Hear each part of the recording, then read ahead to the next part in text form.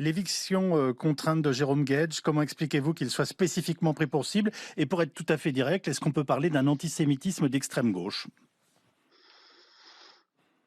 Je ne vais pas répondre à cette question. Pourquoi?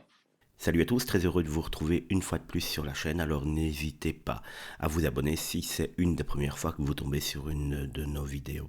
C'est une séquence qu'on aurait cru sortir d'un sketch parodique si elle ne révélait pas malheureusement un effondrement moral bien réel.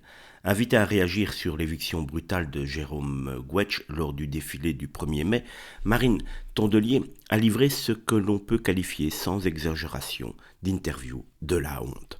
Plutôt que de condamner avec clarté l'agression verbale physique d'un élu de la République, sous couvert surtout d'antisémitisme, la chef des écologistes préfère temporiser. Pire, elle s'embrouille, balbutie, détourne et finit par expliquer que tout le monde doit faire attention, surtout les victimes. Pas un mot ferme sur les cris antisémites entendus, pas un mot fort pour rappeler que les manifestations ne sont pas des tribunaux de rue, juste de la gêne, du flou, du relativisme.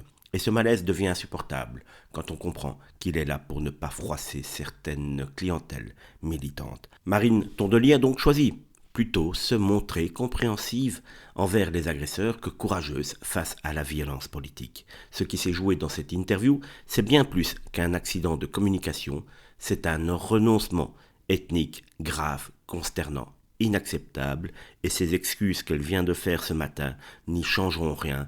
Marine Tondelier doit démissionner de son poste de chef des Verts. Elle n'a plus aucune crédibilité, même si elle n'en avait déjà plus beaucoup avant cette interview de la honte.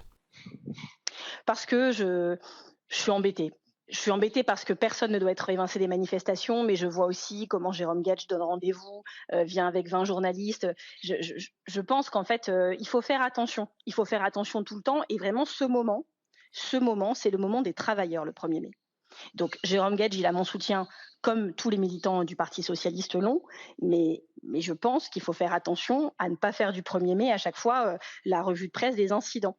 La réalité, c'est que pour plein de militants en France, pour plein de travailleurs, pour plein de syndicalistes, c'était une belle journée avec des manifestations qui se sont bien passées, dans lesquelles tout le monde doit trouver sa place.